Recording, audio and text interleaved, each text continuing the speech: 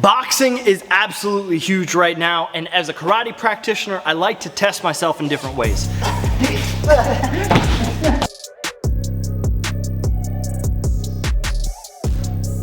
I would say that my boxing knowledge is best described as picked some things up along the way.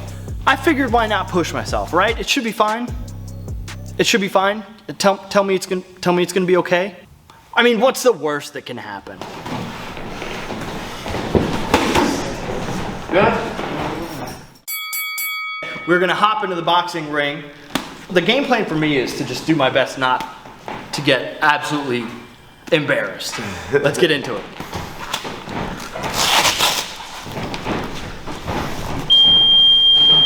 So we're gonna start this day off with John Best. Now John Best is a 205er, fights Jawbreaker Boxing, is one of the trainers. And yeah, we're just gonna get some work in here to start things off. Good head movement there by him. A couple rounds here with John, and then we're gonna go a couple rounds with Lucas in the back, who's gonna turn it up on me a little bit more. But while we're going with John, one of the main things that I was so impressed with was that he could keep such a high output, but also have an incredible balance to go along with it the whole time. Good, John. That's a good face right there. Good chest, Matt. Comfortable chest. Now, this isn't going to be the pace and the intensity that we keep the whole time. This is warm-up round. This is feel-out round. I'm not trying to walk into a boxing gym and go full go on somebody who could knock my brains into my butt. Up and down.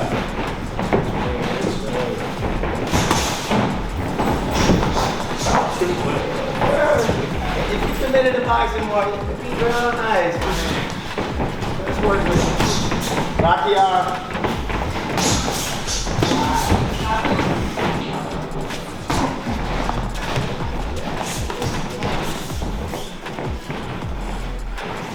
But one thing I'm noticing immediately is the fact that I'm using my backhand a little bit higher than I usually do. My front shoulder is doing a little bit more of the blocking, and if it's something that I don't have to block, I'm trying to move my head out of the way. This is something I'm definitely used to. I don't love to block stuff because, in my opinion, blocking stuff also hurts. I'm a hobbyist. Why do I want to get hit?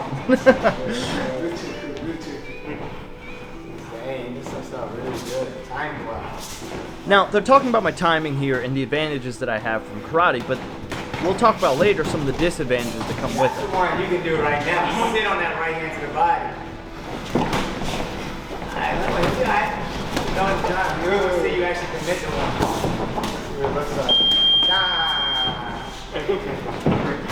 That's good right there. Yeah. Nah, like you're just, like that's where you would have trouble. Like the transition is you're so all the way out. But you notice when I do is I do the same thing. I'm instantly looking to drop back down and get my base so I can either punch or move a bit on with your feet and you're stuck that split second. You guys are so good at like boom, and if it's a mess and I slip out, you guys boom. We're either right back on you or even from that same position, right? Because you can see you need a whole almost a full second to reset. Yeah. Boxing now we get to control. I'm like bang bang, I'm out of Exactly. Yep. Now, round two, we're going to turn up the intensity a little bit. We're still not trying to head hunt, take heads off. Ooh, I elbowed him in the head there. That's my bad. I should see what it looks like. But just whenever it's there, don't rush it.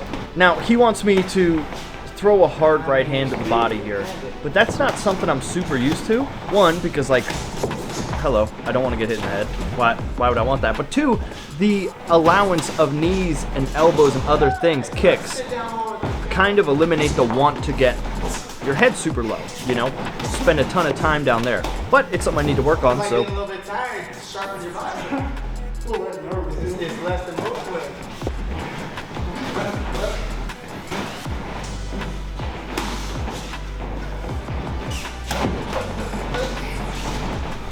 Great combo there by him. Once again, look at him, still always balanced. You know, he keeps his composure. He's not worried about my movement. He's confident that his defense will counteract it. Oh, that was a pretty little combo there. That was a little midget with an overhand combo. Now, I believe at some point here, yep, here we go. Now I'm starting to go a little bit karate. Honestly, this probably wasn't the best idea. I'm a little tired. When feet aren't an option, things start to change a little bit, but I wanted to try it. Some in and out. But like I mentioned, he doesn't get phased a lot defensively. His movement doesn't change a ton. So doing something that's going to drastically change game plan isn't going to be a big deal for him. He's not really biting on stuff. He's just kind of prodding forward. So I change it. I go back.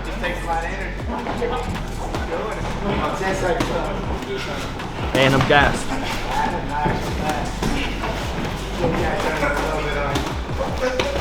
Hey, you still stay nice and composed.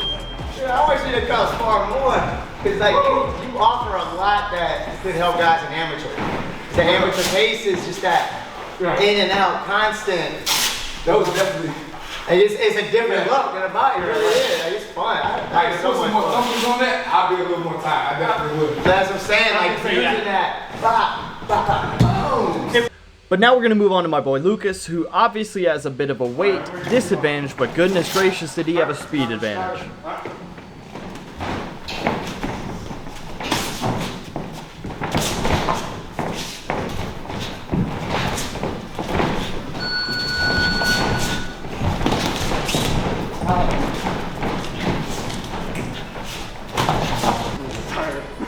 Some notes that I'm watching now that I wish I would have done then.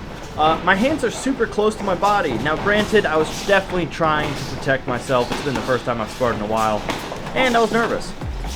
But against a smaller opponent, I should have definitely had my front hand a little bit further out and touching his front hand, wanting to control that space myself.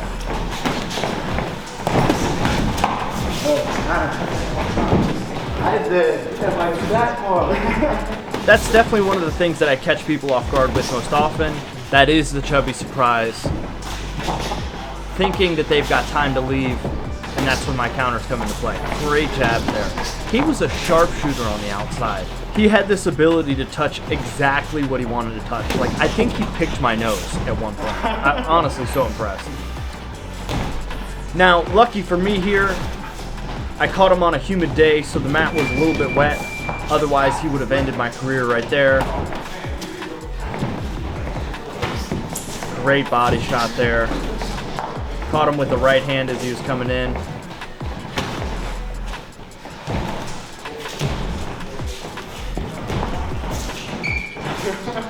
Whole bunch of nothing happening. I'm trying to create that space management.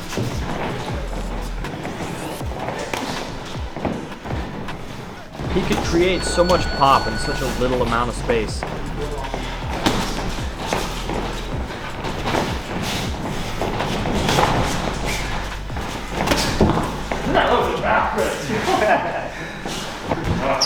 Quick for that size. That's what I wasn't expecting.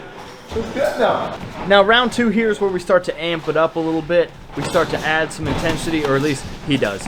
My level's pretty much always the same all day, every day.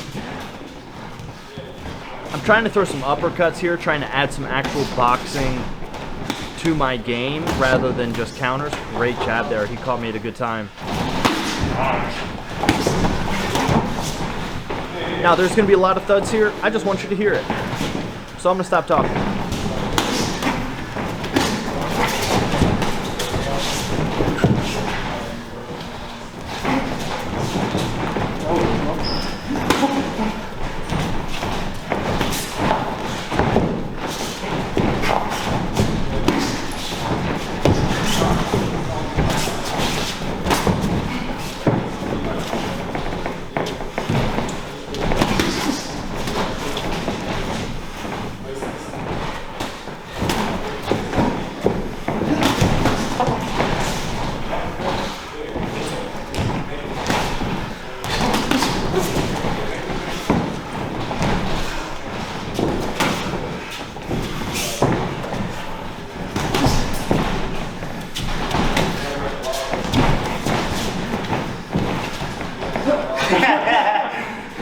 Man, I wish we were allowed to kick.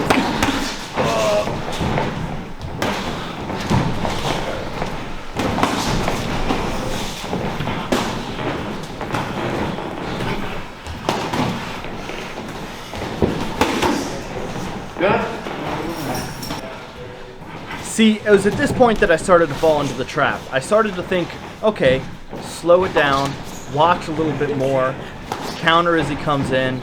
But why? Well, I mean, because I was tired, and that's what happens to your brain when you're tired. You resort to last case, worst case scenario. But my counters aren't there. I'm not being as offensive with my jabs. I'm not trying to stuff him as he comes in. I'm thinking counter as he goes out a little bit more, and obviously it's not going to work. Always. It can work when I'm fresh. I need to be offensive. But never mind, screw it. And it's at this point that he just starts to pick me apart. I got nothing left for him. That's what I'm talking about. He managed to find my nose in there. With my high guard, he still managed to find my nose. Now I'm starting to create that space, that keep him on the very edge here. But I'm doing it with my backhand, which is really weird instinctually that would be my go-to. Nice shot to the body there. He sits me down so I stay still when he comes in later. Man, I'm looking gassed. Do I have anything left? Not much. Oh. Thank you for that. Alright, guys, see the place we're going? Not expecting that. You see that catch? Alright. What do I need to work on as a boxer? You know what I mean? Because that's pretty much what I am, you know. As a boxer, say at first the switching the stance nonstop threw me off a second. Okay.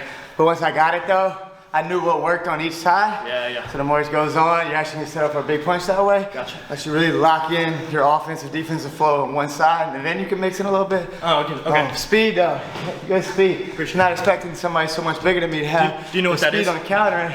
You know what that is? That's the chubby surprise. This is I need one of them shirts. And then, but sitting on it, turning that speed into power. Yeah. I'm sure he's doing this for me because I'm so much smaller, but it would be, once you turn that, boom, that real shot on the end, the boxer's gonna sit down and punch, especially in pros. That's something the karate's used to anyway, right? Because we have Points. well, point, and then also like even when you're not a point fighter in karate, we're usually not wearing gloves, and, thick headgear and Yeah, you mouthpieces. don't hurt nobody, break your hand either way. So it's like little plastic. Yeah. So you're used to being like pop, touch, pop, touch. Right. So that's something I definitely need to work on for sure. And that gave me all the confidence, like, oh, I was gonna be kind of sitting back more, but so it's all like, oh, no, where he's really composed and not using his size, like, I'm gonna have fun with it. Yeah, right. You know, so. Well, my inside game sucks anyway. Me too. I'm all about moving on the outside, but the ring's a little slick from the humidity.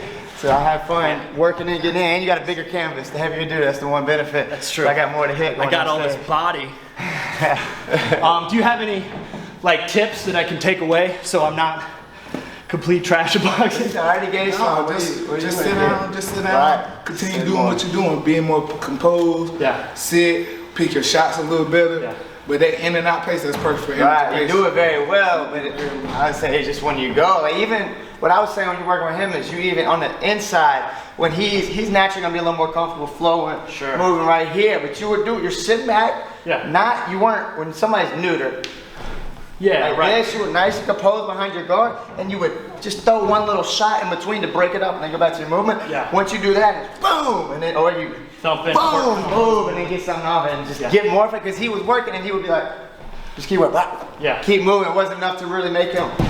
Yeah, right. And so just really sitting down is the big one. Sit down. It was fun. It was a different style that I really enjoy working with. Absolutely. All right, guys. Well, thank you for watching. Thank you for watching me get beat up. Appreciate you guys for not taking my head off. It means a lot to me. Because, you know, I'm just a YouTuber. And subscribe or I'll kick you. Appreciate that.